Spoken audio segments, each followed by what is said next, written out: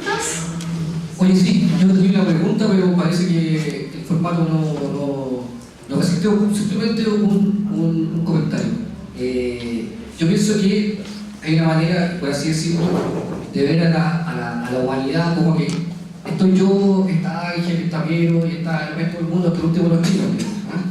Y la verdad es que lo que diferencia a mí del último de los chinos es que están muy lejos. Entonces, la verdad, yo no sé cómo viven, en qué mundo viven, pero porque están muy lejos.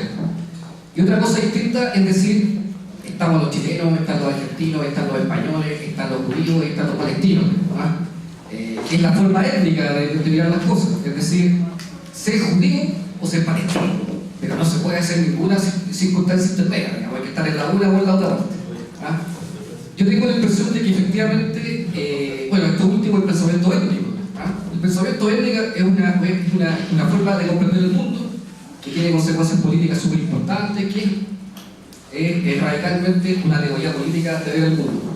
Ahora, como decía Joaquín y otras personas también, entre yo mismo, efectivamente esa forma política de comprender el mundo, que es el pensamiento étnico, es muy difícil de encontrar en las comunidades mapuches. Y más bien, los mapuches, uno conversa con ellos, pareciera acercarse más a la idea de que estoy yo, está Ángel, está Piero y está el último de los chinos que está muy lejos, digamos, y no sé cómo viven. Entonces, ahí se configura un problema que no es menor, que es que cómo preguntarte de preguntas étnicas, es decir, quién es indio, quién es chilote, quién es español, quién es mestizo, a gente que no tiene una forma de ver el mundo que desde ese punto de vista, o sea, se plantea en otra teoría política, en otra forma de ver el mundo que más bien la cosmopolítica y otras cosas que podemos discutir. Y ahí se plantea un callejón que es verdaderamente difícil de caminar, digamos, que es muy difícil plantearle a una persona que no se construye a sí misma en términos étnicos como los chilenos, que se defina en términos étnicos. Ahora hay un problema, que es que como nosotros somos súper étnicos, y los españoles nos idearon ese rasgo, para nosotros es como el agua para un pez, comprender la vida en términos étnicos. Pero el problema, bueno, es el problema de la antropología, que hay que salir del agua para darse cuenta que el agua era contingente y no todo el mundo se constituye en términos étnicos. Muchas gracias. Yo quería hacer una pregunta a Alejandro Lazo, no sé si se encuentra aquí. Sí, hola. Con este tema de la movilidad y como el desplazamiento de las personas en el archipiélago y también la modernidad que se ha visto en el Chiloé en las últimas décadas, precisamente quería saber acerca del tema de los transportes de cabotaje que hoy en día están haciendo esta conexión entre el Chiloé como central, la Isla Grande y las demás penínsulas, o los demás archipiélagos en realidad. Como con la inclusión de estos actores del transporte de cabotaje, ¿qué transformaciones tú puedes evidenciar o qué comentarios puedes hacer con respecto a eso, a las transformaciones que pueden haber hoy en día? Yo también tengo una pequeña pregunta para la Alejandra. ¿Acaso en tu investigación etnográfica has tenido alguna oportunidad de observar un movimiento con respecto a la bibliocalidad, mujeres que se casan y van a vivir a otro lado? ¿Te han hablado de esto? Porque yo he conversado con mujeres ya bastante adultas, quizá entre 50 y 60 años, que recordaban el momento en que se casaron. No sé si te ha tocado con tu investigación sobre la movilidad escuchar también relatos de ese tipo. Respecto a tu pregunta, ¿te refieres a las lanchas que hacen los recorridos? ¿Las lanchas que van de las islas menores hacia la isla grande? Claro, el Transantiago que hoy en día se encuentra subsidiando. Sí, bueno, hoy día hay varias transformaciones que se llevaron a cabo hace un par de años, como el subsidio a las lanchas de recorrido, que es con recursos de Transantiago, que va hacia regiones. Y eso también un poco lo vimos con Francisco, que fue una discusión que tuvimos de cómo esto afectaba también a la movilidad cotidiana de las personas, porque ahora el viaje es más barato, ya no cuesta 2.000 pesos ir de las islas interiores hacia el archipiélago, cambian las condiciones, por ejemplo, de seguridad de las lanchas, cambia los días y los horarios de los recorridos, la gente sabe qué día va a salir la lancha, no sale, bueno, también depende de las condiciones climáticas, claramente, pero de todas maneras la gente puede planificar mucho mejor sus viajes y por lo tanto pueden estar mucho más conectados con los pueblos más cercanos y con la ciudad, y eso sin duda tiene consecuencias en la vida cotidiana, y es lo que estoy un poco investigando también en el Fondesit que acabo de empezar, por lo tanto no te podría dar una respuesta específicamente en qué se puede ver reflejado esos cambios. Pero sin duda que esta política pública tiene una incidencia y va a tener una incidencia en los desplazamientos cotidianos de las personas. Lo facilita también.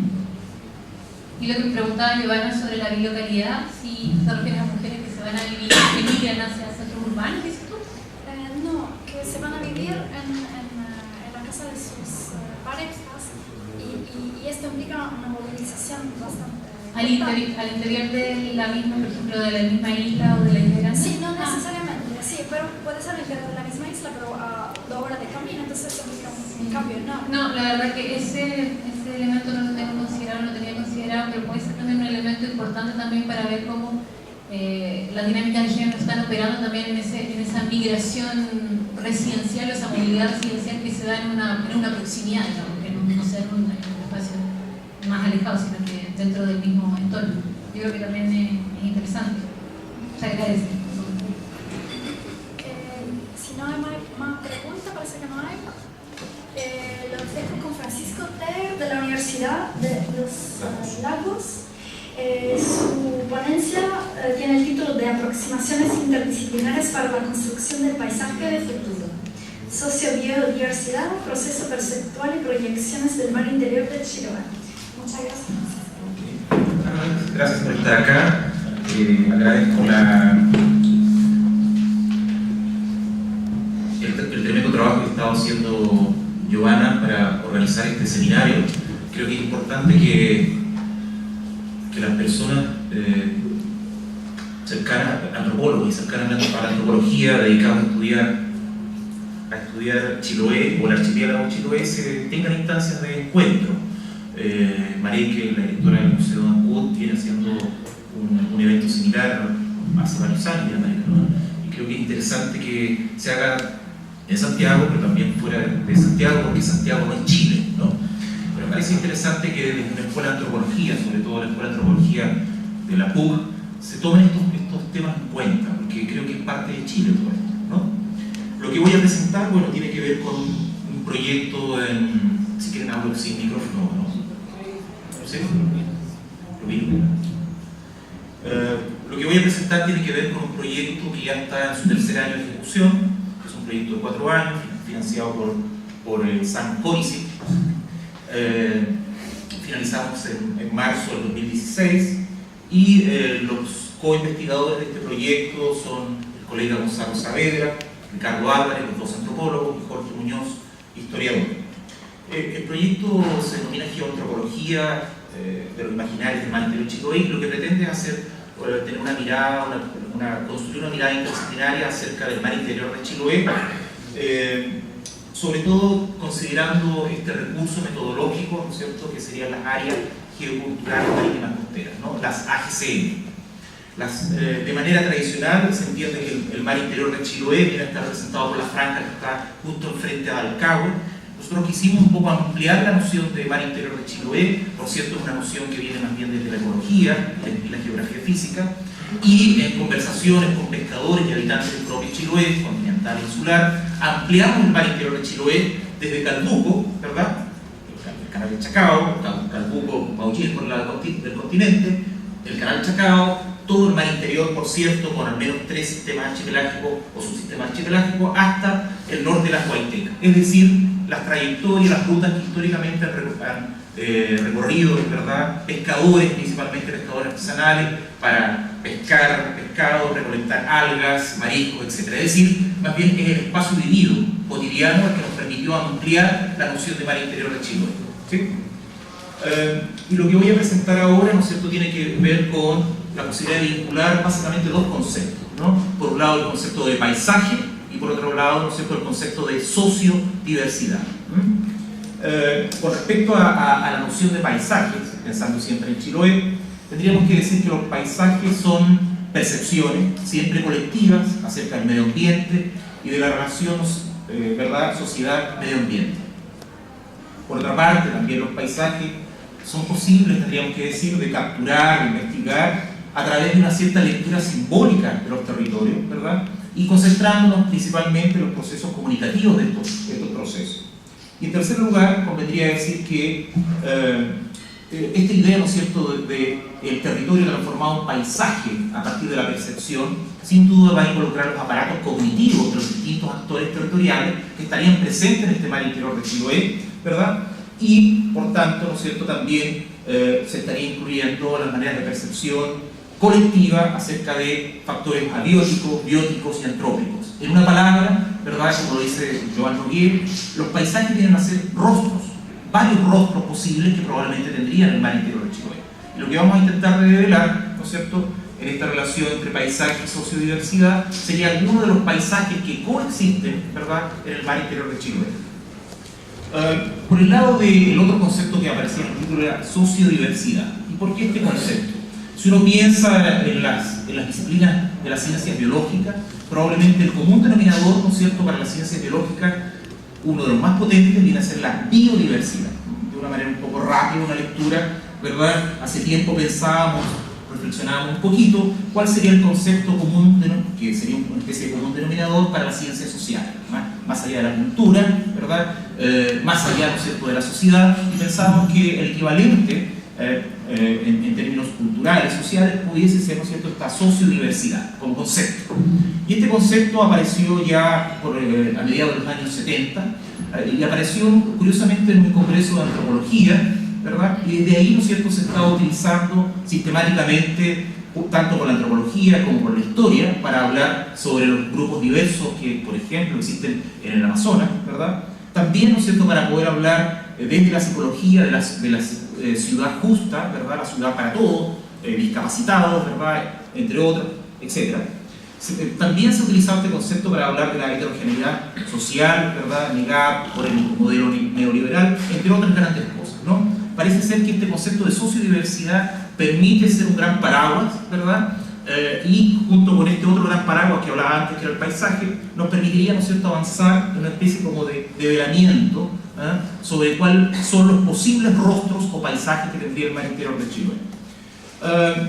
Bueno, considerando cierta nomenclatura que usa Arturo Escobar, ¿no es cierto?, nos fuimos preguntando cuáles serían los posibles rostros o identidades que tendría el ambiente en el mar interior de Chiloé, ¿sí? Y pensamos que básicamente es posible de reconocer la coexistencia de al menos tres ambientes o tres grandes rostros, ¿verdad?, cada uno de ellos, ¿verdad?, internamente siendo diversos también. Un primer ambiente que podemos llamar como el orgánico, una especie como de paisaje cristino, con intervención, por supuesto, antrópica, ¿ya?, pero donde estaría representado la pesca artesanal, o los distintos tipos de pesca artesanal, los usos tradicionales del borde costero, principalmente asociados a comunidades huiliche, ¿verdad?, y la conservación y puesta en valor del patrimonio tanto cultural, arqueológico y biológico también, ¿sí? Es una especie como de Chiloé mágico posible de rescatar, probablemente a través de una postal, ¿no?, como las postales que se venden en cualquier librería o en el aeropuerto, ¿sí? Entonces un primer paisaje o una primera identidad, si ustedes quieren, para el mar interior de Chiloé.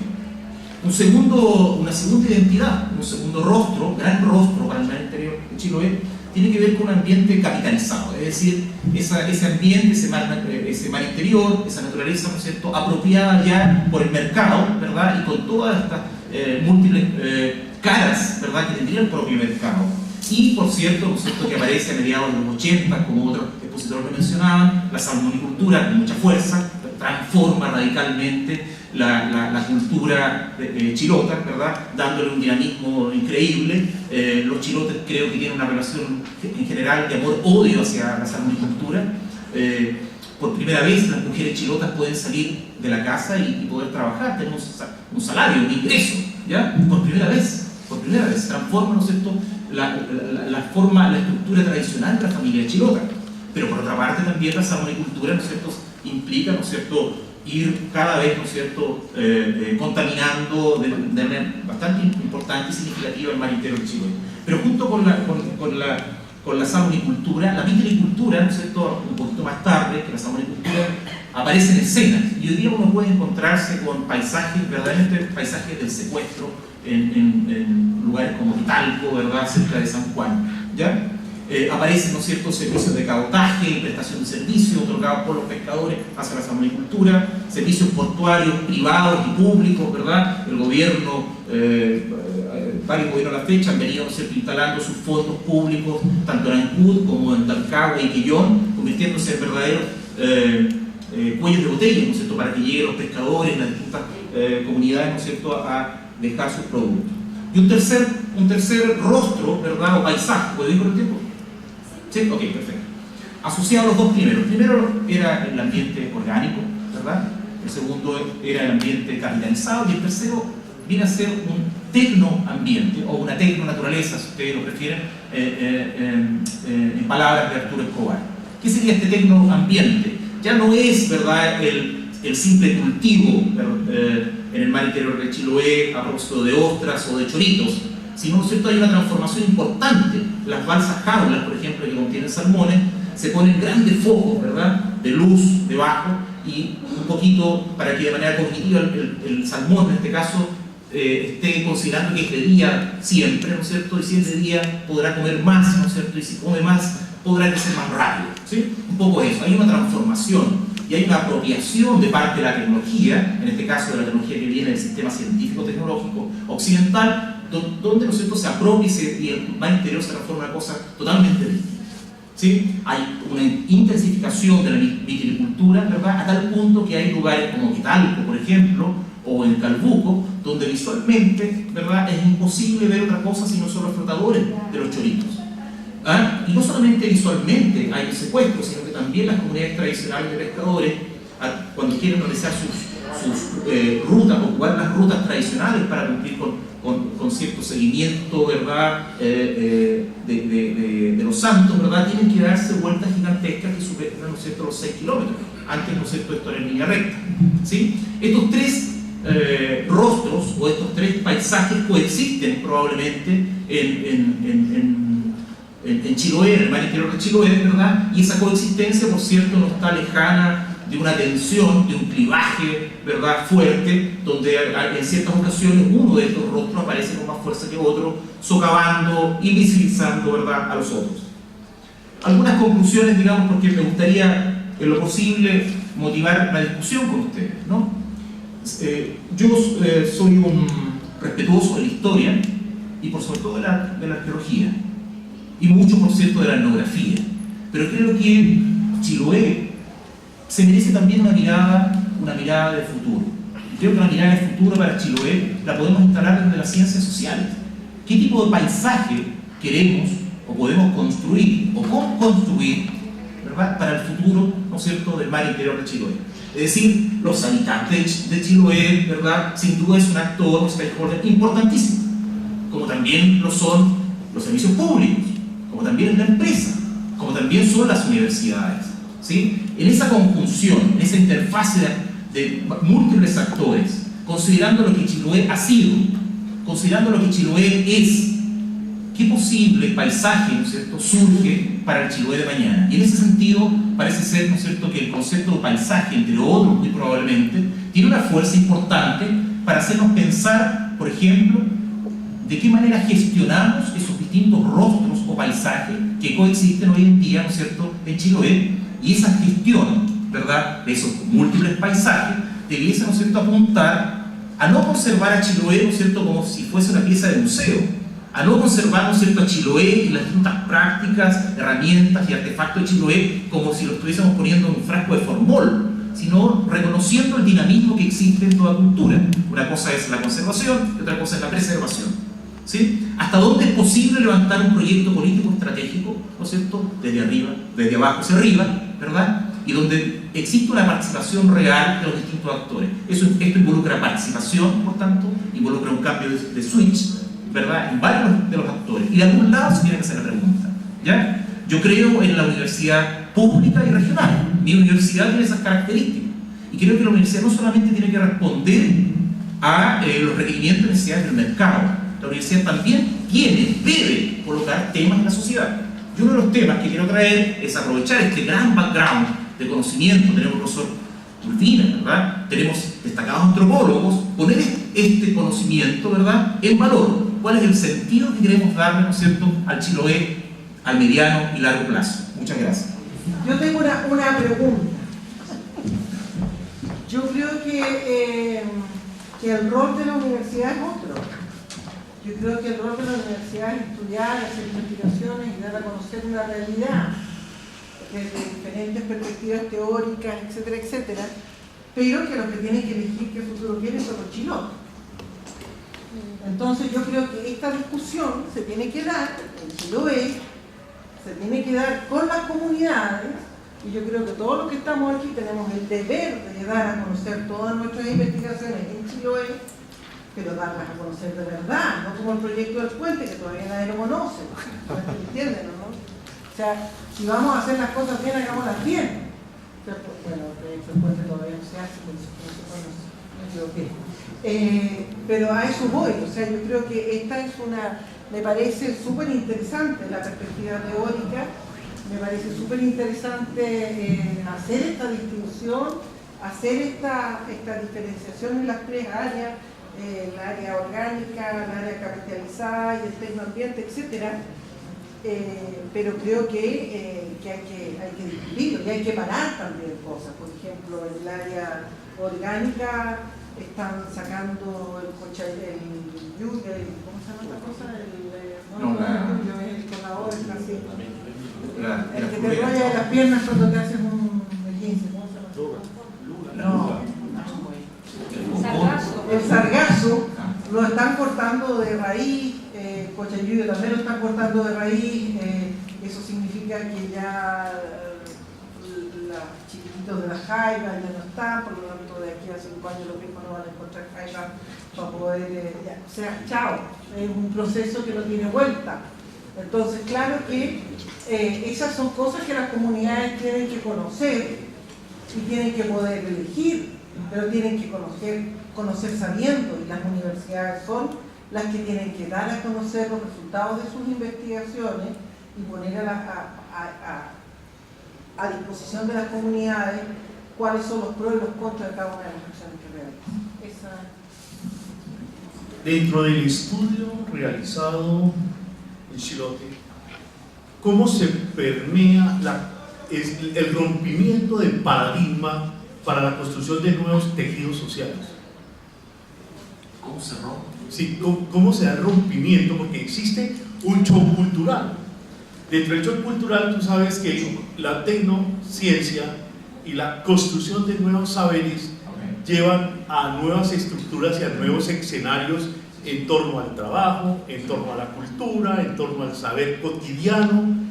¿Cómo se logra permear dentro del escenario ese rompimiento de paradigma para la construcción de un nuevo tejido social y prospectar un nuevo escenario hacia el desarrollo y evolución de Chilote? Bueno, a mí me pasa que muchas veces las discusiones que podemos hacer en la academia no tienen mucho destino, porque finalmente todos los procesos de expansión del capital están justamente en quienes invierten y quienes deciden qué hacer con los paisajes. Las transformaciones hoy día, gran parte de las transformaciones en Chiloé, ya sea del bosque o del mar, está justamente por empresas transnacionales. Y esto entonces requiere una pregunta más profunda, que es solo para compartir. Una es que tiene que ser con los chilotes, con la gente de Chiloé, con las comunidades. Ahora, ¿qué van a discutir las comunidades? ¿Cómo queremos el paisaje? Y si tenemos una nueva constitución, una asamblea constituyente capaz de transformar este país, yo creo que ahí hay una clave que es fundamental, porque es una gran oportunidad y que yo creo que es la única viable para justamente hacer cambios. O sea, es lo que yo pienso, porque siento que una discusión de los imaginarios muchas veces en el corto plazo se diluyen o en el largo plazo desaparecen. Pero yo creo que aquí está una coyuntura, porque tú estás planteando preguntas políticas finalmente. Éticas políticas. Por supuesto. Y entonces yo creo que hay una cuestión política que cruza a todo el país, que es justamente la Asamblea Constituyente o la nueva Constitución, donde finalmente el Estado, no sé si va a tener un rol, no va a tener un rol y va a dejar de ser subsidiario, y donde finalmente quienes invierten solo pueden ser los privados. Entonces, bueno, ¿y cómo participa entonces la gente en ese nuevo proceso? Quería decir varias cosas, como que lo quería decir hace rato, como que siento que existe mucho la ilusión de que el capital llega solamente con el modelo neoliberal. Y como que ahí me cuelgo un poco de las palabras del profesor Urbina, como que él ya menciona que Chiloé tenía una vinculación con Perú, como que el dinero ha existido constantemente, como que tampoco es como que viene el neoliberalismo y lo arruina todo, en verdad. Y por lo mismo quería decir como que la diferencia del neoliberalismo es que trae el capital al territorio, porque ya existían las migraciones y por lo mismo. El trabajo de la mujer no solamente empieza aquí con la salmonicultura, las mujeres ya salían desde muy chiquititas a trabajar, tal vez como empleadas domésticas, pero recibían un salario muy mínimo, que no hacía mucho impacto en las familias, pero con la salmonicultura entra al territorio y transforma las relaciones dentro de la familia. Y cuando una vez que quiebran estas salmoneras, con el virus ISA queda la catástrofe, obliga a estas mujeres a salir del hogar y queda nuevamente circular ya en que los niños se crían con los abuelos y como que volvemos al mismo tema de la familia y por qué están estas relaciones tan cercanas de imitación con los niños y los abuelos. Como que quería ir vinculando todos los temas que se han tocado y como que siento que se han mirado muy separadamente. Y lo otro, en un terreno que hice en la localidad de Pailta, perteneciente a la comuna de Keilen, hicimos esa pregunta: ¿cómo proyectas tú tu territorio? Y era justamente con el tema del paisaje, ¿por qué no potenciar el turismo y el paisaje? Pero claro, estaba la salmonicultura por todas partes, con un basural de plumavita en todas las costas, entonces tampoco es llegar y como que hay que cambiar un gran sistema socioeconómico como para lograr de verdad impulsar. Igual creo que desde la universidad tiene que salir la idea de preguntarlo y como que surja la idea, pero lo veo en un camino súper difícil frente a estos como gigantes económicos. Bueno, sí, gracias por la pregunta. Quizás un par de cosas únicamente, son varias, pero se ocurre un poco responder de la siguiente manera. Yo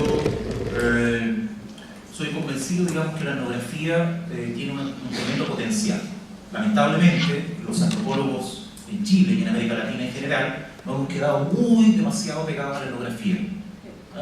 En un sentido, digamos, levi-straussiano, sin que Levi-Strauss sea un santo para mí. Si yo tomo lo bueno que puedo tomar en cada autor, él habla el diseño, ¿no es cierto?, de uno de los diseños investigativos, el proceso etnográfico, ¿verdad? Cómo ir pasando de la etnografía de la oralidad, ¿verdad?, a la etnografía de la descripción, primer paso, ¿verdad?, lo previo que hay que hacer antes de ir al terreno, la etnografía de la oralidad, estar en terreno, hacer un informe de esto, ¿verdad?, lo primero, lo segundo. Un tercer paso que sería la etnología, la comparación, ¿verdad?, entre lo que yo encontré en terreno, lo que existía previo a mi ida al terreno, y una cuarta etapa, que en América Latina estamos fritos, tenemos muy poco nada, la antropología social. No entendida como el estudio de las instituciones sociales, por cierto, sino como la posibilidad para abstraer, conceptualizar, teorizar, proponer. En ese sentido creo que la etnografía y mucho de lo que hemos planteado en Chile, en América Latina, ¿no es cierto?, tiene un potencial y un gran desafío al mismo tiempo. Y en ese contexto es que, digamos, me sitúo para hacer preguntas que son de corte ético-político, también epistemológico, ¿verdad?, porque vivimos en parte desde la universidad, ¿verdad?, pero en ese contexto, ¿verdad?, justamente nosotros partimos haciendo etnografía en Cucao, por ejemplo, Talcahué, Tenabún, etcétera, etcétera, Guabún, Pichipolo, etcétera, muchos lugares. Pero la pregunta que me hicieron en algún momento es: ¿la etnografía para qué? ¿Hasta dónde podemos llegar con la etnografía? Entonces quisimos avanzar, ¿verdad?, en estos distintos niveles que ya estarían dibujados a mediados de los 80 por Levi-Strauss. Y en ese entendido, ¿no es cierto?, quisimos hacer preguntas al territorio, donde el territorio no son solo los chilotes. El territorio es una construcción social, donde chilotes y los chilotes construyen aquello que llamamos territorio. Quisimos hacerle preguntas a ese territorio, ¿sí? Y una de las, yo diría, una de las estrategias que hemos tomado, por cierto, digamos que mucho del discurso y la investigación que uno realiza queda en la academia, lamentablemente, pero una de las estrategias que hemos tomado es hablarle, ¿verdad?, a los funcionarios públicos que trabajan con esas comunidades locales, de pescadores, de campesinos y indígenas. Machacarle un poco el cerebro, el casco, ¿ya?, para quienes, ¿no es cierto?, se dedican a aplicar la política pública. Eso es parte de nuestra estrategia hoy en día, de apertura de la universidad, ¿no es cierto?, hacia el mundo no académico. Y hoy en día estamos dando un diplomado de gestión territorial para funcionarios públicos del gobierno regional, de Cerna Pesca, de Subpesca, de los municipios, al menos 2 municipios de Chiloé, y lo estamos dando en Puerto Montt. Una de las varias formas que estamos utilizando para transferir parte del conocimiento, ya no solamente preguntas, conocimiento, metodología y aplicación, de cómo podemos transformar un mundo que a todas luces requiere de una mirada, de un tercer conocimiento, para decirlo claramente. El conocimiento científico es necesario, pero no suficiente para poder hablar de la sustentabilidad de los recursos pesqueros artesanales o de los recursos terrestres. Como tampoco es suficiente el conocimiento local que tienen los pescadores artesanales, ¿verdad? El conocimiento local que tienen campesinos e indígenas. Nosotros jugamos por tratar de vincular estos dos tipos de conocimiento, el conocimiento local y el conocimiento científico, para desde ahí pensar de una manera distinta a cómo se han hecho las cosas. Si no, digamos, la crítica por la crítica y quedarme, ¿no es cierto?, en la vereda de enfrente, sin posibilidad, ¿no es cierto?, ni siquiera de vincularme con el otro, que es parte de esa construcción que estamos haciendo entre todos. Aún cuando estemos en Santiago, y aún cuando estemos en Estados Unidos, en Australia, o en España o en Francia, donde definitivamente llega la gran parte de la producción de litídeos de Chiloé, ¿verdad?, se está participando en la construcción de Chiloé. ¿Qué se quiere de Chiloé? Sin duda, para el futuro tiene que ver, es una pregunta que en primer lugar tiene que nacer de los propios chilotes, sin duda, pero sabiendo que Chiloé no es una doble y una tercera isla, es un archipiélago físico, ¿verdad?, pero cognitivamente no tiene por qué volver a ser una segunda y una tercera isla, ¿sí? Es imposible, digamos, si pensamos esto en un sentido cognitivo y sobre todo a nivel de lo que puede ser un sistema autopoyético, es decir, un sistema que se reproduce y se mantiene en el tiempo, esto significa que el poder, la organización corresponde a lo local, y la información, la energía fluye, ¿no es cierto?, de afuera hacia adentro y de adentro hacia afuera. Pensar en sistemas autárquicos, ¿no es cierto?, equivale, ¿no es cierto?, a que la entropía agarra ese sistema y tienda a hacer desaparecer. Es decir, tenemos una especie de orden o de organización en Chile, en el archipiélago, que hay que desorganizarlo de alguna forma. Hay que provocar crisis. No soy quien, digamos, para provocar la crisis, pero me gustaría que a partir de una pregunta sobre cuál es el futuro posible en Chiloé, se generara una posible crisis en Chiloé. No para vivir la crisis, las crisis no son para vivir, son para salir de ella. Y esa crisis hará desorganizar el actual sistema para reorganizarlo de una manera distinta. Y probablemente lo que hoy creemos como bonito, romántico, interesante, utópico, el día de mañana será lo que tendremos que otros desorganizar, ¿verdad? En definitiva, creo que la vida se mantiene, tanto desde el punto de vista biológico como desde el punto de vista social y cultural, en la medida, ¿no es cierto?, que los sistemas funcionan como sistemas dinámicos, vivos. Si no, ¿no es cierto?, es colocar todo en un museo o colocarle formol, ¿no es cierto?, y para eso yo creo que no debiera estudiar antropología. Gracias. Si no hay una pregunta más. No, quiero, si me permite, me gustaría hacer un comentario que no es una crítica ni a Francisco, que respeto mucho, su amigo, ni a, bueno, es más bien una reflexión en torno a lo que acaba de decir Francisco y con el que coincido, quiero ir más lejos. Yo me pregunto siempre, cada vez más, por qué en nuestras pequeñas y grandes misas, que son coloquios, congresos, seminarios o encuentros como este, porque somos nosotros los antropólogos quienes venimos con nuestras interpretaciones, buenas o malas, a hablar de los otros. ¿Por qué los otros no están en nuestras misas? ¿Por qué no vienen a expresar ellos sus realidades? Es una pregunta que yo creo que es transversal en las ciencias sociales, pero la quiero plantear ahora. Gracias. Un comentario cortito sobre lo mismo también. La idea de paisaje de la que habla Francisco, un poco la podemos homologar también a la idea que yo tengo de constelaciones. Pero yo creo que un poco también la pregunta puede ser cómo vamos a hacer dialogar esas diferentes constelaciones o esos paisajes, porque esos rostros, paisajes, constelaciones, ensamblajes, lo que sea, existen, coexisten, dice Francisco, y tensionan el hábitat de los isleños, pero cómo hacemos dialogar estas diferentes realidades que están tensionando, digamos, el territorio. Lo mismo ocurre en las ciudades, lo mismo ocurre en ámbitos urbanos, en ámbitos rurales. La pregunta es cómo las hacemos dialogar, cómo las hacemos coexistir, porque no podemos eliminar y decir que una es más mala que otra, o que una es la tradicional que se quedó la buena y la moderna no es la válida, no sé. Un poco yo creo que va por el diálogo. Para el diálogo también necesitamos incluir también a los otros actores que son los chilotes, quienes viven a diario esa atención, digamos, nosotros la vemos desde fuera, como estudiosos del tema. Sí, sin duda el diálogo, yo creo, en una sociedad dialogante como la nuestra, sobre todo en un periodo post-dictadura, parece ser un gran desafío. Pero antes que el diálogo hay que saber vincular. Creo que la vinculación es súper importante. Si no hay una vinculación nos transformamos, ¿no es cierto?, o seguimos reviviendo la enfermedad que tenemos mucho en el país, que es la mesitis redonditis, donde hacemos un simulacro de participación. Ponemos a discutir un pescador, por ejemplo, con un alto funcionario de gobierno y con un super investigador que es biólogo. Se produce un diálogo de sordos. Entonces, antes del diálogo parece que hay que saber vincular. Me parece que parte de las misiones de la Universidad Regional es valorizar, validar el conocimiento local. Nosotros trabajamos con mucho cartografía participativa, y la cartografía participativa es una gran herramienta, ¿ya?, validada por la geografía, una disciplina occidental. A través de la cartografía participativa, ¿no es cierto?, se puede sacar, ¿verdad?, de la memoria, plasmar en prácticas y en discursos, cómo se ha ocupado tradicionalmente los territorios, ¿sí?, cómo se ha ocupado, cómo se han movido para ir a pescar, ¿verdad?, o recolectar una especie en el mar. Estamos con ese desafío que es súper interesante, además, no deja de ser romántico, pero imponiendo al mismo tiempo otro desafío para nosotros mismos, tratar de hacer vincular, dialogar, ojalá, esa cartografía participativa con la cartografía oficial al estilo IGN. Yo creo que esa es otra posibilidad.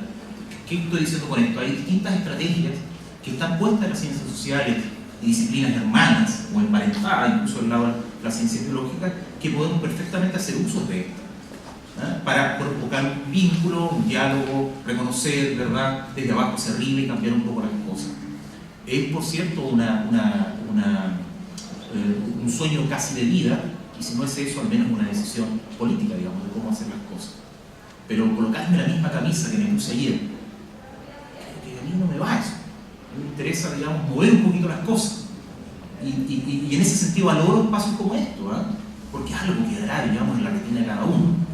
Y si no, dialécticamente me harán pensar, digamos, cómo tendré que presentar parte de lo que estamos realizando en el sur, desde el sur y para el sur, lo que presenté hoy día. Le agradezco mucho, un poco para la profesora Mareque. Entre otras cosas, la profesora Mareque, estamos nosotros tratando de dibujar una posible arqueología del futuro para el mar interior de Chiloé. Eso tras una tesis doctoral, ahí está su día, lo está realizando ya hace 2 años o 3 años, ¿verdad? Entonces, ojo con esto. ¿Qué quiero decir con esto de la arqueología del futuro? No solamente tenemos que reproducir las formas lineales de pensamiento en cuanto a la construcción del tiempo. Si el territorio es una construcción, el tiempo también lo es. Y pareciera ser que cuando comenzamos a incorporar la dimensión temporal o la temporalidad, en el sentido del kairos, de la experiencia, en las políticas públicas se comienzan a humanizar. En este rato, nuestra estrategia, nuestra apuesta es por, decía, golpear la cabeza del tecnócrata. En Chile podemos estar adscritos, ¿no es cierto?, al convenio 169, pero si la persona en el municipio encargada de aplicar parte de lo que señala el convenio 169 es un racista de mierda, no baja nada. Los tecnócratas, ¿verdad?, uno de nuestros, si ustedes quieren, auditorios preferidos en este rato. En otro rato serán otros, por cierto. También han sido los científicos, ¿ya? Simplemente estipular un poco que creo que la antropología puede hacer mucho en la sociedad chilena en general, en específico en Chiloé, digamos, donde en Chiloé uno puede ver además la gran historia de la humanidad, ¿no es cierto?, en un sentido geológico, en un sentido antropológico, etnográfico, y probablemente también proyectarnos. Como decía antes, el modelo es más o menos simple. Si conocemos medianamente bien, o bastante bien, cómo han sido las cosas en el pasado, si hacemos preguntas acerca de cómo funcionan las cosas hoy en el presente, desde ahí podemos probablemente imaginar cómo posiblemente pudiesen ser las cosas en un X tiempo. No cómo van a ser las cosas, sino cómo posiblemente pueden llegar a ser. Yo creo que desde el punto de vista del interés antropológico, es motivante también explorar la dimensión ética de lo que es imaginar un futuro. Imaginar un futuro sobre todo desde el punto de vista como lo propone Francisco, viendo estos 3 rostros que él se imagina proyectivamente en Chiloé. Yo creo que en el fondo, desde el punto de vista cognitivo, podemos dibujar muchos paisajes, podemos dibujar muchos mapas. Y ahí me acuerdo de Gregory Bateson y esa famosa afirmación de que el mapa no es el territorio.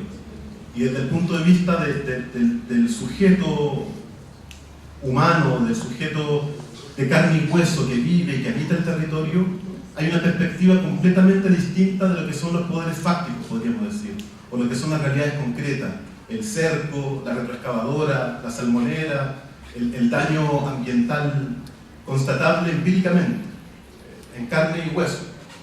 Entonces yo creo que la dimensión ética que tiene sobre todo el trabajo etnográfico, muchas veces quizás nos reprimimos un poco esta última reflexión teórica que quiera acelerar un poco los procesos imaginativos acerca del futuro, quizás porque tenemos un cierto complejo, también muy explorado dentro de los antropólogos, quizás puede ser un complejo de culpa, de ser agentes del desarrollo, agentes de la modernidad, pero también yo valoro cierta noción de prudencia ante los procesos locales. O sea, yo creo que realmente las personas que deben ser protagonistas son los sujetos locales, los sujetos que están vivenciando el paisaje, transformando el paisaje con mayor propiedad. Pero también hay agentes que se están disputando el mismo territorio. Hay agencias políticas y no podemos ser ingenuos con respecto a esas agencias políticas que están justamente en choque con esa otra lógica. Entonces, por otro lado, no podemos pecar de ingenuidad hacia el futuro. Tenemos que, desde la academia, desde donde estemos levantando conocimiento, acumulación de conocimiento etnográfico, elaborando, en el fondo, conocimiento, o algunos dirán política también.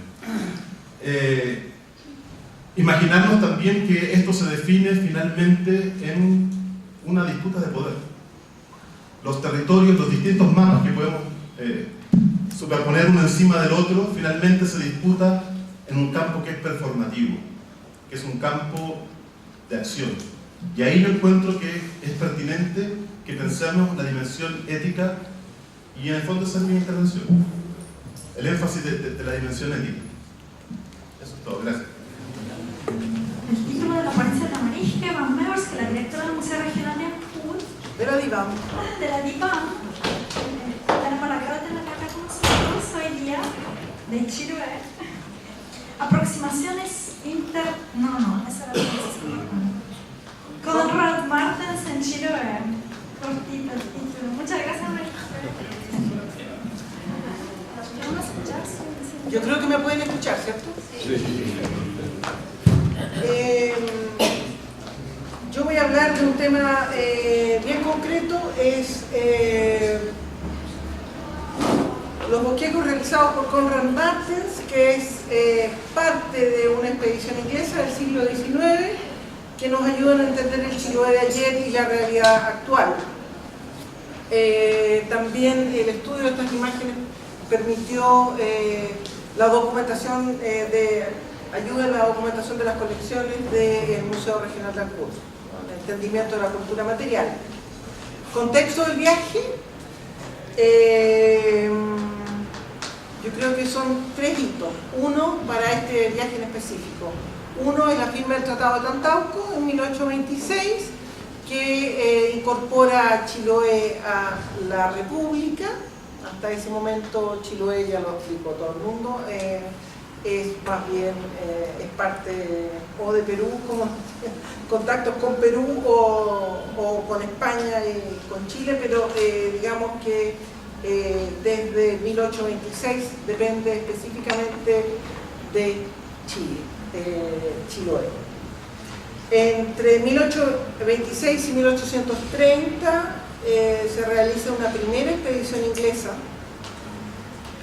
primera expedición hidrográfica inglesa, liderada por Philip Parker King y el joven capitán Fitzroy, que después de una historia se transforma en capitán a los 23 años. Se realizan dos embarcaciones, el Beagle y el Adventure, y un tercero, el Adelaide, que realiza solamente una parte de la travesía. Esta expedición está en San Carlos, Chiloé, entre julio y diciembre de 1829. Esta expedición hay que estudiarla. Los resultados de este libro, de esta expedición, son el viaje, la información que entrega de Chiloé este viaje es espectacular. es un capítulo entero sobre Chiloé, el único capítulo de todo el libro dedicado a un área en específico. ¿Y por qué? Bueno, porque el autor lo dice, porque Chiloé hasta ese momento estaba velado al mundo por ser colonia española. A los españoles no les interesaba que se conociera, pero ahora Chiloé está abierto al mundo y por lo tanto es un muy buen elemento con quien podemos hacer comercio, y por lo tanto ellos lo describen maravillosamente bien. Desde los diferentes tipos de madera, 4 páginas dedicadas a cada una de las maderas y para qué se pueden utilizar, hasta casi todo, educación, lo que quieran. Quizás es más conocida esta expedición porque se llevan de vuelta a Inglaterra, primero los toman como rehenes, después Fitzroy no sabe qué hacer con ellos y dice ya me lo voy a llevar a Inglaterra para que aprendan algo de civilización. Y se llevan a Inglaterra a 3 indígenas, Cahuéscar y 4 Yagán. Uno de ellos muere en Inglaterra y el resto los trae de vuelta a una segunda expedición hidrográfica inglesa que se realiza entre el 1831 y 1836. Es liderada por el joven Robert Fitzroy. Viene una sola embarcación, el Beagle. Contratan una segunda embarcación en el viaje que es como dar apoyo. Entendámoslo así, viene el Beagle y viene haciendo todo su trabajo de prospección de costas, etc.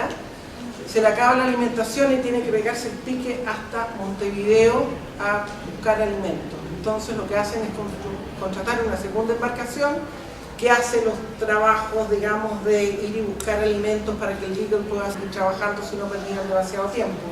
Hay que pensar que esta era una expedición que Fitzroy montó con el objetivo de devolver los indígenas a sus tierras, pero que la marina inglesa le dijo, bueno, usted devolverá a estos señores a sus tierras, pero en el camino se da una vuelta al mundo y vuelve acá con la información cartográfica que nosotros queremos. Esta expedición es conocida porque participan un científico que se llama Charles Darwin, que me imagino que lo conocen, y porque participa un dibujante que no es conocido, que se llama August Earle, que se enferma y es reemplazado en Montevideo por otro inglés que se llama Conrad Martens. La segunda expedición está en Chiloé en 2 oportunidades, entre el 29 de junio y el 14 de julio, 16 días en el año 1834, y quizás la estadía más conocida es en la que Darwin describe sus textos más detalladamente, que es la que se realiza entre el 21 de noviembre de 1834 y el 5 de febrero de 1835. 2 meses y 2 semanas. Los resultados de estas expediciones que devuelven a los fueguinos, ellos creen, les construyen como una colonia, etc. Y al par de días los fueguinos desaparecen y se devuelven a juntarse con sus familias, lo que le llama la atención a estos ingleses porque creían que con un año de civilización ellos iban a querer estar en un edificio construido por los ingleses, en el estrecho de Magallanes. Se publica un viaje de esta segunda expedición inglesa, que es Fitzroy es el autor. Se publica el diario de Darwin, que parte de esta travesía en el capítulo 3, en el tomo 3. Y para lo que a mí me interesa es la participación del dibujante, Conrad Martens, que hace un registro gráfico de parte de la travesía. Conrad Martens, el señor Earle es reemplazado por Conrad Martens, que nace en Inglaterra en 1801 y muere en Amsterdam en el 1878. Martens sube al Beagle en Montevideo en noviembre de 1833. El acuarelista deja la expedición en Valparaíso en agosto de 1834. ¿Por qué la deja? Porque el Adventure es un barco que Fitzroy decide adquirir en las Falklands, o digamos en las Malvinas, y cuando llegan a Valparaíso encuentran una nota de la Marina donde le dicen: señor, ¿qué se cree usted? Nosotros no le vamos a financiar este barco. Y bueno, trata de hacer miles de ajustes, Fitzroy, y la marina le dice, no, usted este barco lo vende, y el señor Fitzroy se queda solamente con el Beagle. Y no entiendo bien la lógica, pero no le queda espacio para Martens, siendo que Martens ya venía como parte del equipo original de la expedición, o por lo menos el dibujante, como Carlos. Desde Valparaíso, Martens viaja a Australia, donde se queda residiendo en Sydney, donde va a morir. Durante el viaje, como parte de la expedición del Beagle, él realiza bosquejos en 4 cuadernos. 2 de ellos se encuentran los sketchbooks, 2 de ellos, ese es Conrad Martens, hecho por otro australiano, un retrato más o menos de la época, busqué más o menos de esos años, en Australia. ¿Qué iba a decir algo? Los sketchbooks. Los sketchbooks, 2 de ellos, no, él le pasa los sketchbooks a una alumna porque hace clases de pintura en Australia. 2 de los dibujos, 2 de los sketchbooks pasan a manos de Brown Menéndez. Y Brown Menéndez se los vende a la biblioteca de la Universidad de Cambridge recientemente, en los años 70, los descendientes. Se compran con fondos de los familiares de Darwin. Martens llega a Chiloé. Llega primero el Beagle, después llega la segunda embarcación, el Adventure, y están 16 días en el puerto de San Carlos. En esos 16 días, Martens realiza 17 bocetos, bosquejos o como quieran llamar, y estos se encuentran en el Sketchbook 1 de la biblioteca de la Universidad de Cambridge, Inglaterra. Para contarles dónde queda San Carlos, wow.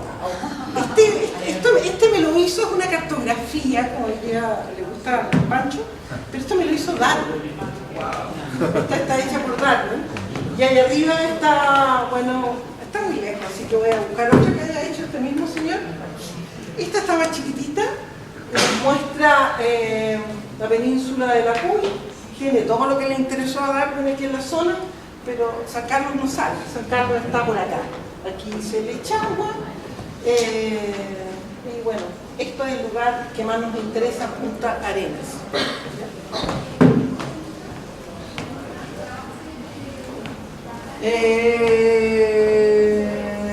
Esto es súper entretenido. Mientras están en Valparaíso, antes de abandonar las embarcaciones, es un detalle, pero miren el lujo de detalle que les tengo.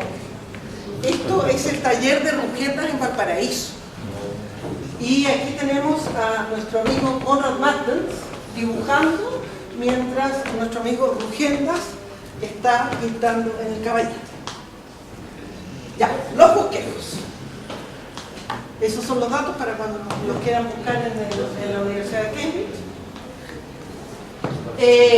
La mayoría de los bosquejos realizados en Chiloé, en San Carlos, porque no están nada más que en San Carlos en ese corta estadía, son de la localidad de Punta Arenas, frente a la cual estaban fondeadas las 2 embarcaciones, Beagle y Adventure. En una sola oportunidad va Martens a Ancud, a San Carlos, y realiza 2 bocetos en el mismo día. Vamos a empezar con la cuenta. Aquí tenemos una de las embarcaciones inglesas, se ve más o menos, ¿no? No, se ve. ¿Se ve bien? ¿Se ve bien?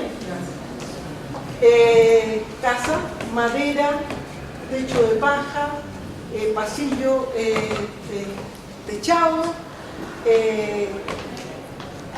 Esto es Lechagua, el golfete Quetalmagua es una de las embarcaciones inglesas. Hay demasiados temas que nos dan información sobre muchos temas. El hecho de la salida de humo, los bosques, fíjense en la cantidad de bosque nativo, este bosque cortado, no lograron sacar la madera. Este es uno pequeñito que lo va a ocupar después una acuarela. De nuevo aquí las dos embarcaciones inglesas. Esto es Ancud. Esta es la playa de Punta Arenas, esa es la isla Cochino. Hay información súper entretenida, por ejemplo, allá abajo, allá arriba en la punta, en el extremo superior derecho, dice Robert Fitzroy, está aprobado por Robert Fitzroy. Hay algunos de los dibujos que están aprobados por Darwin. Aquí hay uno súper entretenido, nos muestra una casa en Punta Arenas con techo de paja, paredes de madera, pero esta tiene la construcción entera de paja, 1834. Nos habla sobre la cuestión del espacio, nos habla del corte de los árboles, no pudieron destroncar, no tenían la tecnología. ¿Ya? Estas son las que nos gustan a nosotros. Es súper difícil, imagínense en esta época todavía no tenemos fotografía, no tenemos cómo ver las casas por dentro. En cambio, este señor estableció una relación con la comunidad de Punta Arenas que es muy estrecha. Entonces le permite llegar a las casas y nosotros sabemos que este señor se llama Don Manuel y sabemos que ella se llama María Mercedes. Y tenemos otro dibujo donde nos muestra otro ángulo de la misma casa, por lo tanto tenemos casi una visión tridimensional del espacio, ¿ya? Tenemos objetos de la cultura material que nos permiten hacer muchas cosas. Nos habla de los colores. Él dice que usa... ¿Quieren saber lo que dice ahí?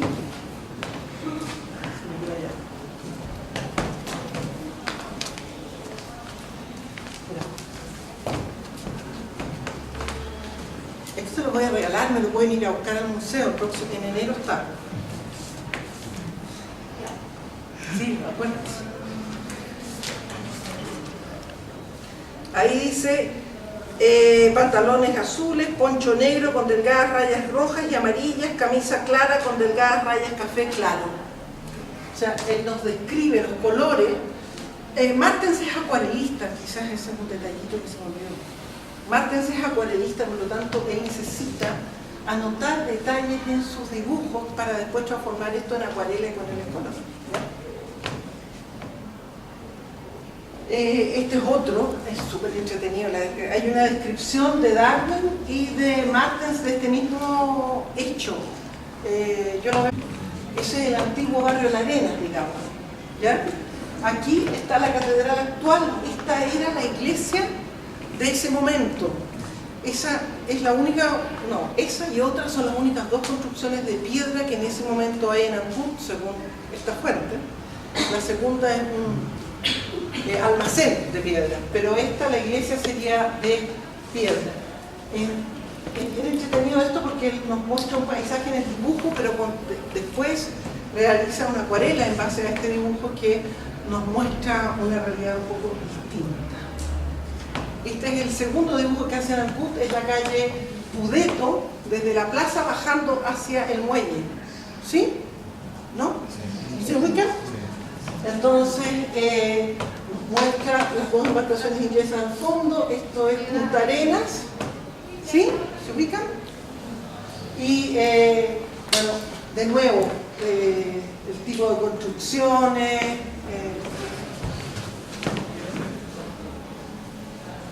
Esto es entretenido, ¿eh? Este es muy entretenido, porque yo tengo una teoría, se las voy a contar. Yo digo que este señor es Don Charles, porque se llevan bien, salen a pasear juntos, y este señor tiene ropa distinta. Me parece que no es una ropa de lana, puede ser una capa pluvial de esas enceradas inglesas, me parece más. Y estos señores usan ponchos, que sí es local, y esto podría ser en el estero del dique, donde tienen que arreglar la embarcación que tiene mano un mástil. Esta es otra de las joyitas. Esta es una señora que está tejiendo en Kelmo. Esta la vamos a ver después, nosotros la recreamos en el museo, porque hicimos una exposición en base a estos dibujos, y recreamos este espacio. La señora, según las tejedoras actuales, está tejiendo una sabanilla, podemos identificar el tipo de tejido, bueno, una cantidad de información aquí, desde la concha de loco, el canasto de boqui, la escalera de gato, una chunga, el candado, la bañadera, etcétera, etcétera, etcétera. Este es bien entretenida porque, ¿se acuerdan la señora que está con don Manuel? Es la misma que está agachada, ¿ya? Y está en la misma playa de Punta Arenas con Pudeto al frente. Estas son las áreas.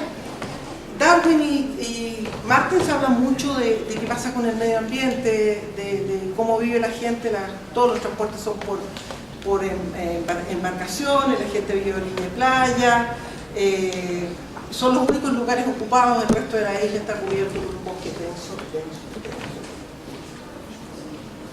Bosque, ¿dónde está la firma del Charles? No se ve aquí la D, parece que la próxima. Abajo la derecha. No, pero ahí está Fitzroy, pero hay uno que tiene la D. Este tiene la D de Charles. Está al lado, ¿ya? Pero 2 de bosque, es un ulmo, más o menos reconocimos las especies. Esta es la misma señora que estaba tejiendo, se llama María Antonieta y ahora está hilando al lado del fogón. Nos muestra un poco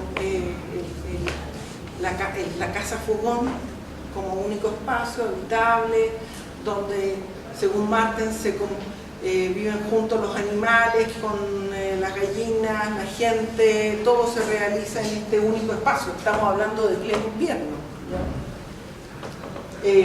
Hablan de la poca ropa que usan algunas mujeres, los ingleses. Y esto es más o menos un corte prominente. Otra, de nuevo, desde Punta Arenas hacia el golfete de Quitalmá, por estos aguas, eso es echado.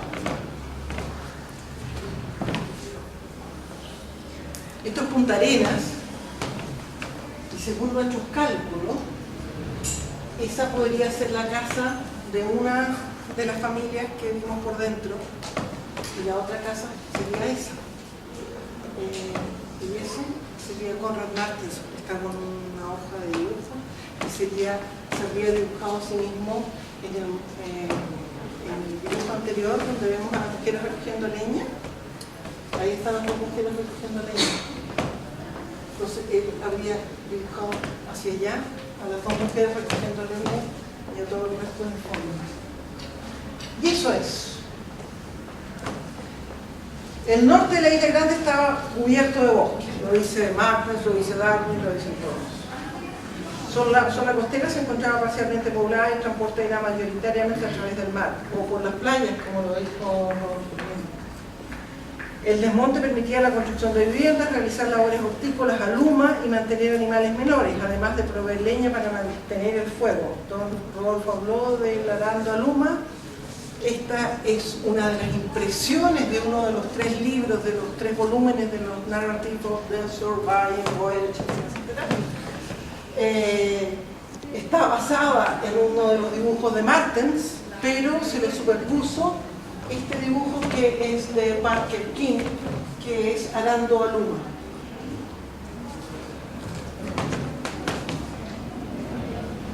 Las habitaciones de Punta Arenas son casas fogón con diferentes materialidades en los muros, pero el techo es siempre de paja. Ellos hablan de que las casas están negras de humo, que hay mucho humo adentro, etcétera, etcétera. Son cosas de las que escribe Martens en sus apuntes, en los bosquejos. Parker King señala en el primer viaje del 26 que la madera además es uno de los productos principales de exportación de Chiloé. Bueno, esto que ya les conté, que durante la estadía de la primera expedición San Carlos estaba construido enteramente de madera, excepto los 2 edificios. Martens logra establecer estrechos vínculos con los habitantes de Punta Arenas, incluso realiza 4 bosquejos en el interior de sus viviendas que nos permiten observar la cultura material de la época, incluso conocer sus nombres. Quizás es bonito que yo les cuente, les lea lo que dice Martens de Ancud y de su gente. El puerto de San Carlos se extiende hacia el interior una distancia de 6 a 8 millas. La tierra en todos lados hermosamente cubierta por bosques y levantándose en algunas partes a una altitud cercana a los 700 pies. El uniforme color de estos bosques se ve en parte resaltado y quebrado por pequeños trozos brillantes de un verde más claro, manchas elegidas y limpiadas por algunos de los considerablemente numerosos pero ampliamente diseminados habitantes. Los caminos acá tienen mayormente un tono oscuro y rico que yo debería pensar se debe a los árboles que son casi todos siempre verdes, las numerosas y frondosas trepadoras y parásitas que les dan al mismo tiempo un carácter muy superior y decididamente diferente a aquellos de Tierra del Fuego.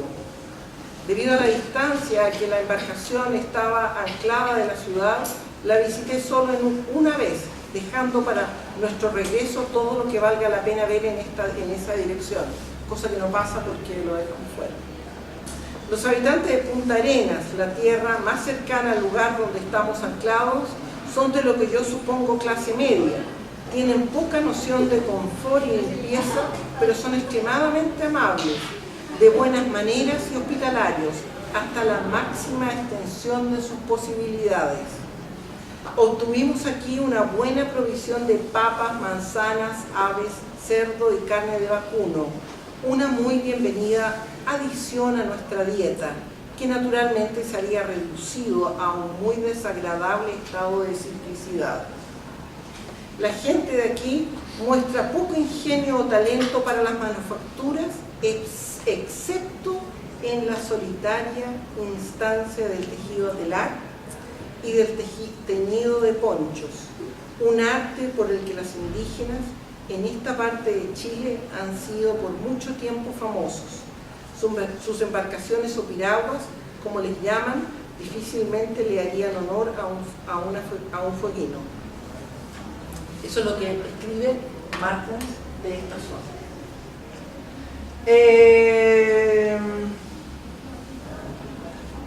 Hablan de la diferencia de la vestimenta del campo y la ciudad, hablan de que los hombres salen fuera de Chiloé, por lo tanto salen mucho más de moda que las mujeres, pero que ya se están empezando a utilizar las medias, que se usan los zapatos, pero que en el campo no se usan los zapatos.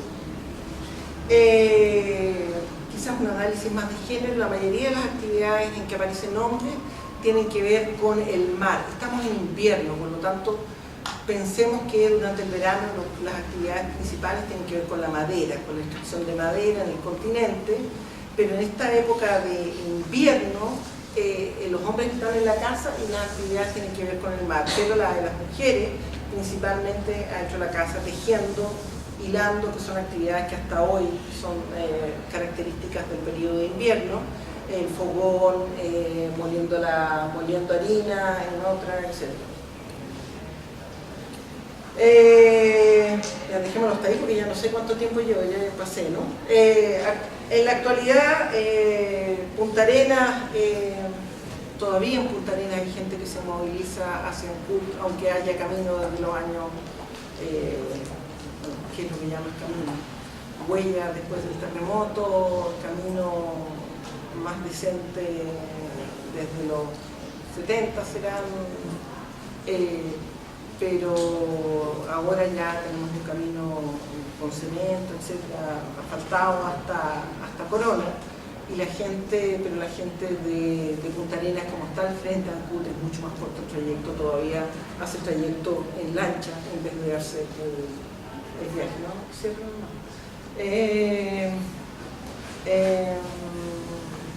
La gente vive de la extracción de la jaiba, del cangrejo, poca agricultura, falta agua, extracción del pompón, lo que provoca también que falte más agua. Algunas cosas de la actualidad, pero creo que lo más entretenido es que hablara Marta.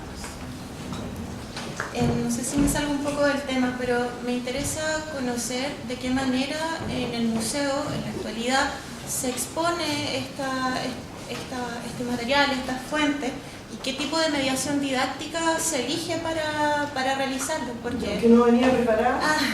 Sí, es que a mí me pasa, y que me conflictúa un poco, es que digo, estas fuentes pueden ser interesantes para antropólogos, historiadores, pero ¿cómo hacer que esta fuente sea problematizada también por la gente que va al museo, que es un particular distinto, que es un chilote con una identidad que se ha discutido acá, que muchas veces no se tiene en cuenta, que no se le empodera como tal? Esa es como mi pregunta, la problematización de este tipo de fuentes para el chilote. Las diferentes imágenes, la que recreamos es esta, y está recreada en la parte de la vamos a ver. Aquí tenemos esta imagen y tiene mucho texto, pero el texto no es lo que yo les mostré aquí, sino que son citas de Darwin, de Fitzroy y de Parker King, que hablan de este tema. Por ejemplo, habla de las embarcaciones, eso de allá es la ciudad de Ancud, por lo tanto, ni me acuerdo lo que le puse a cada una, pero más o menos son contextualizaciones. Te hacen mirar, es bien entretenido, porque hasta yo me pongo a leer y de repente veo algo que no había visto, ¿ya? Me hacen observar mejor la lámina y la ubicamos geográficamente con el planito de Charlie. Ahí está a ver, por ahí ves tú que pusimos cita, y las citas están en inglés y en castellano y hablan de los tipos de tejido, de lo que tejía, creo que una cita de Darwin y la otra es de Parker King. Todas las diferentes cosas que se tejían, habla del uso de los materiales para teñir, y recreamos el espacio del tejido. Ella fue la que nos dijo que era una sabanilla, tejió una sabanilla, se recreó este espacio entero, que quedó así, ¿ya? Y hay una lámina, esta salió en una más blanquita, donde describimos todos los elementos de la cultura material con el nombre local, un nombre más entendible y una descripción de su uso.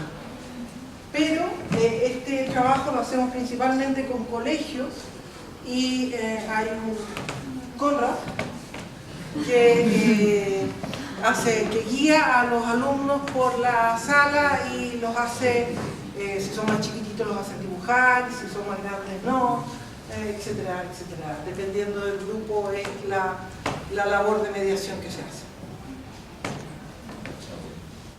¿Sí? Bien.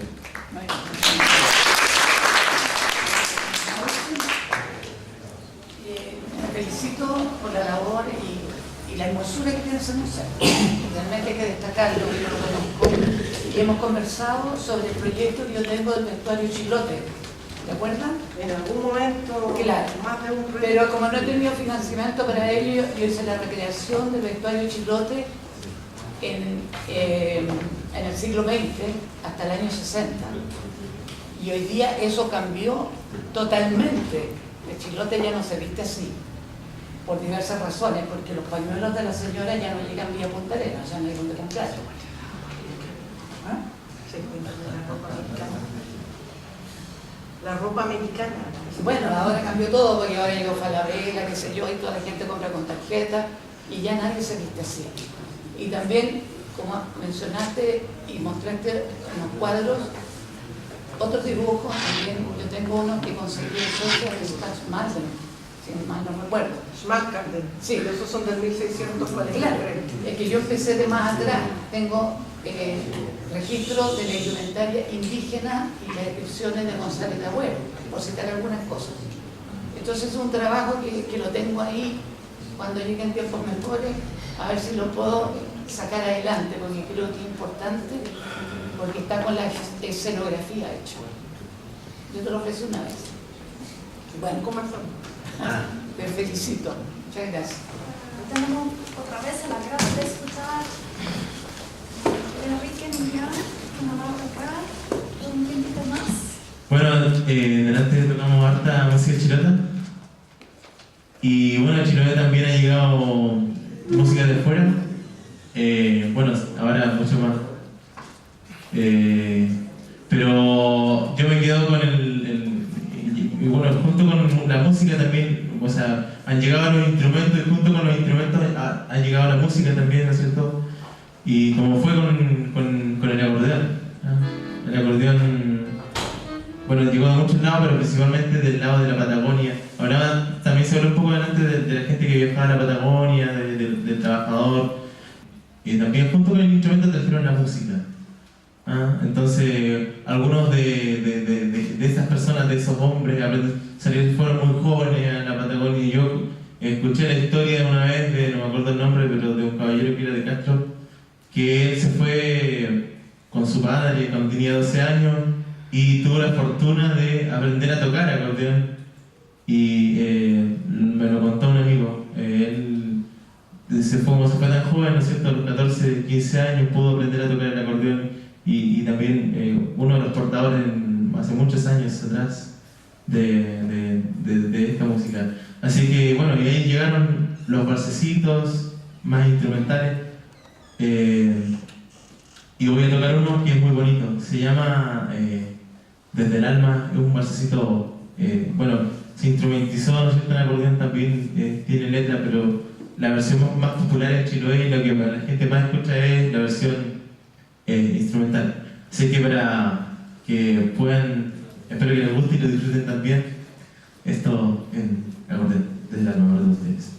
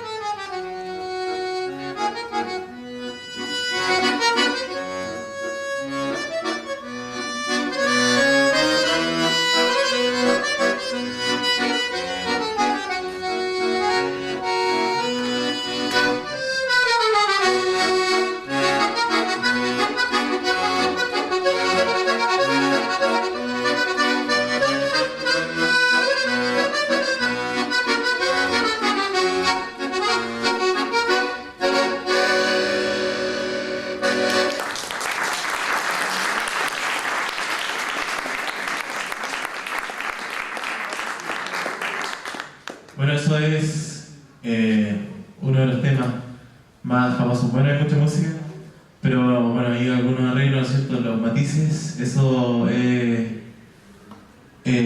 bueno, es una de las cosas que uno trata de agregarle para que no suene siempre lo mismo y tenga, suene distinto de un músico a otro. ¿Sí? Hay algún otro acordeonista que lo toca o sea, sin perder obviamente la raíz del tema. A lo mejor hay otro acordeonista que lo toca de otra forma, que no hace esos arreglos y lo toca más plano, o hay otro acordeonista que trata de incorporar otras cosas, pero es importantísimo eso de que uno también te ponga su propio sello en un tema. Siguiendo con el mismo repertorio también, bueno, estamos tocando música que en Chiloé la gente no es que sea música chilota, sino que la gente lo ha hecho propia, la gente quiere esa música, digamos, de alguna forma. Y bueno, vamos a tocar algo así como un paso doble, no tengo bien claro, o una polka, que se llama, también es de los mismos clásicos del acordeón, porque realmente se han vuelto ya clásicos, siempre están presentes en todos los festivales costumbristas, y me he dado cuenta porque cada vez que yo voy a tocar, a alguien que está en el público te grita que toques ese tema porque le gusta. Vamos a tocar uno que se llama El Viejito y su acordeón, que es un paso doble, sí, muy popular también allá en el sur, que bueno, obviamente tiene muchos años y la gente se va manteniendo de generación en generación, así que espero que también le guste y lo disfruten.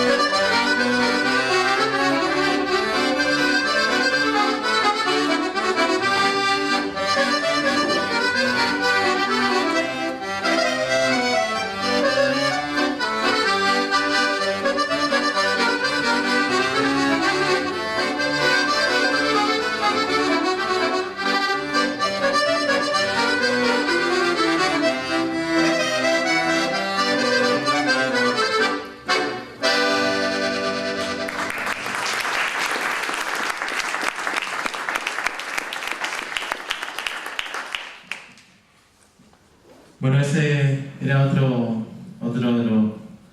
de los clásicos del acordeón. Volviendo también a la música chilota, Voy a tocar otro tema similar al que hice delante, perteneciente a la música tradicional. Hubo un tema de un gran cultor de la música, Don Amador Cárdenas. Una de las, bueno, es muy difícil elegir un tema, pero voy a elegir este, se llama El Caleche. También arreglada para el acordeón y fusionada de alguna forma con algunos arreglos pequeños que le he querido agregar para también poder tocarla de una forma distinta. Espero que también les guste y lo escuchen con mucho respeto.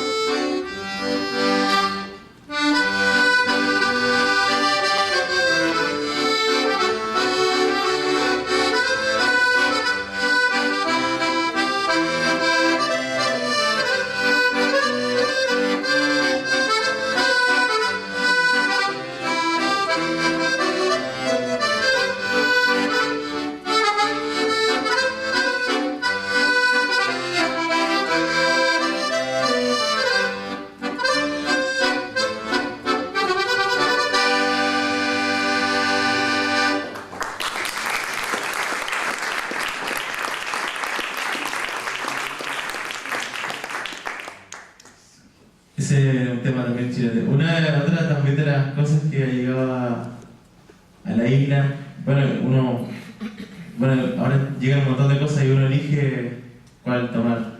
Pero también un estilo que la gente también quiere allá, del folclore de otros países, también música argentina. Principalmente el chamamé, que desde el año 2000 ha comenzado la gente a escuchar también y a formar parte de su diario vivir.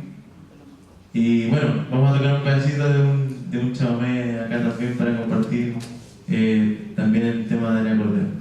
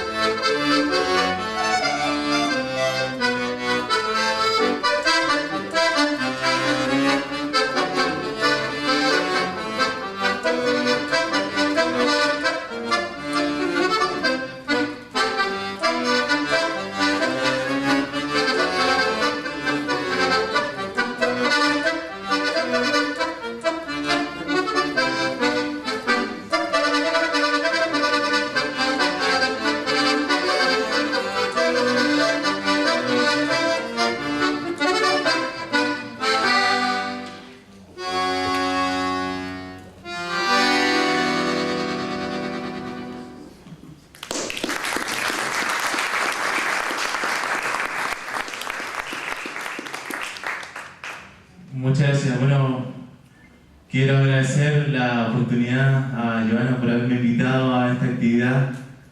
La verdad es que venir de allá de la isla de Cahuach, en general venir de Chiloé a estar acá y reencontrarse con gente que hace un trabajo tan bonito como investigar sobre nuestro territorio insular, verdaderamente que es muy grato poder escuchar y bueno, nutrirse de conocimiento y de muchas cosas que uno no sabe que uno va aprendiendo con estas actividades. De verdad que quiero dar las gracias a Joana por haberme invitado acá. Gracias también a ustedes por escuchar la música y por, vuelvo a repetir, por discutir estos temas que son verdaderamente de una tremenda importancia para nosotros los chilotes, para quienes nos sentimos orgullosos de pertenecer al hermoso territorio insular al cual pertenecemos. Así que la verdad es que voy a tocar un último tema y espero que les guste de la música chilota. Y nada, me voy muy contento y falta palabras. Así que muchas gracias.